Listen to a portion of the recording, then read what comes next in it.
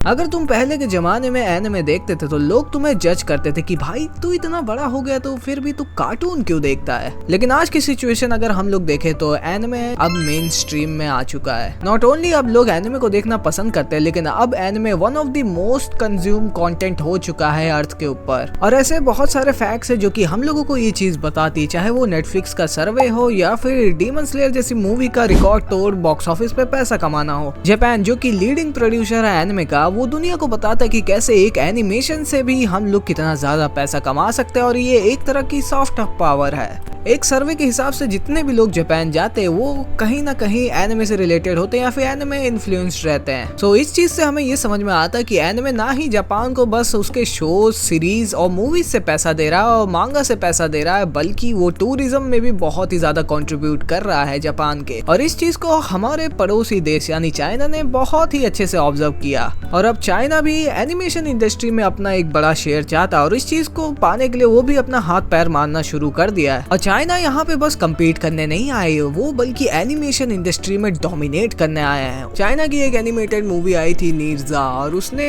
$2 billion कमाया है box office के ऊपर। और ये कोई छोटी मोटी रकम नहीं, ये एक बहुत ही बड़ी रकम है, like literally $2 billion.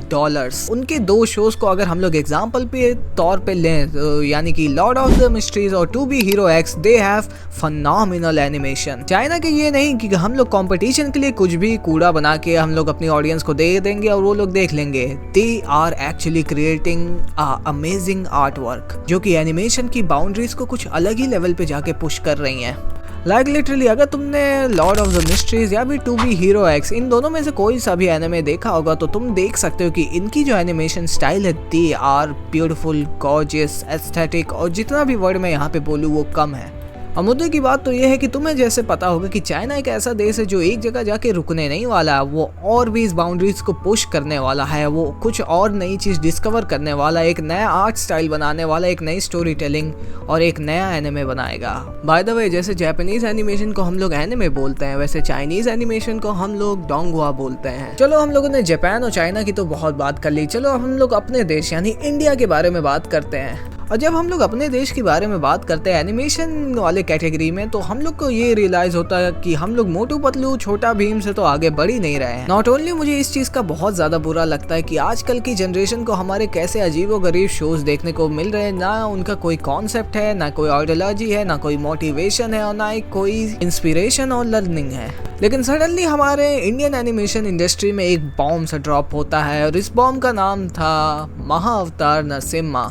Not only इस चीज़ को देखने के बाद मैं बहुत ही ज़्यादा खुश था, लेकिन तुम्हें एक चीज़ यहाँ पे रियलाइज़ होती है कि हम इंडियंस में कितनी ज़्यादा कैपेबिलिटी और हम लोग क्या कंटेंट प्रोवाइड कर सकते हैं, नॉट बस इंडिया के लिए बल्कि पूरे वर्ल्ड के लिए। महाअवतार नरसिम्हा प्योर सिनेमा एक्सपीरियंस जो कि ये मूवी तुम्हें पक्का प्रोवाइड करेगी। और मुद्दे की बात तो ये है कि जब तुम्हें ये चीज़ रियलाइज़ होती है कि ये मूवी एक्चुअली में इंडिया के अंदर बनी है और सारे आर्टिस्ट इंडियन हैं, तो तुम्हें कितना ज़्यादा प्राउड और गर्व फील होता है कि हमारे देश में ऐसी चीज़ें भी बन सकती हैं। लेकिन हम लोग क्या बनाते हैं, मोटू पतलू, छोटा भीम, माइटी राजू।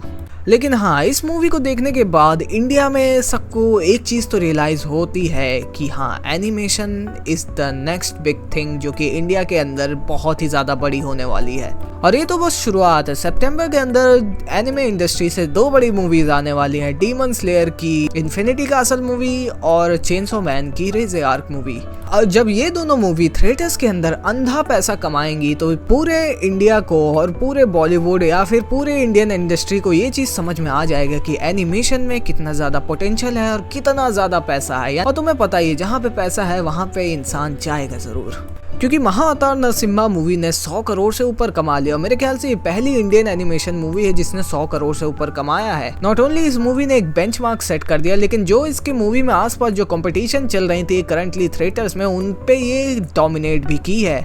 चाहे वो सैयारा हो, सन ऑफ सरदार 2 हो या फिर सुपरमैन हो या फिर फैंटास्टिक 4 हो, चाहे हॉलीवुड हो या बॉलीवुड हो, इस मूवी ने सबके ऊपर डोमिनेट किया है। और मैं होप करता हूँ कि जो इसका सिनेमैटिक यूनिवर्स है वो और भी ऐसी ही पीक मूवी लाता रहे और हम लोग को एक स्पेक्टिकल का एक्सपीरियंस मिलता रहे। बाकी इस वीडियो को हम लोग यहीं पे खत्म करते हैं। अगर तुम्हें कोई भी चीज़ इस वीडियो में अच्छी लगी हो तो चैनल को सब्सक्राइब कर लेना, वीडियो को लाइक कर लेना। मैं तुम्हें मिलूंगा एक नई वीडियो में। और हाँ, अगर तुम्हें गेंशिन में कुछ भी इंटरेस्टेड है तो मैं पूरी गेंशिन की स्टोरी को कवर कर रहा हूँ।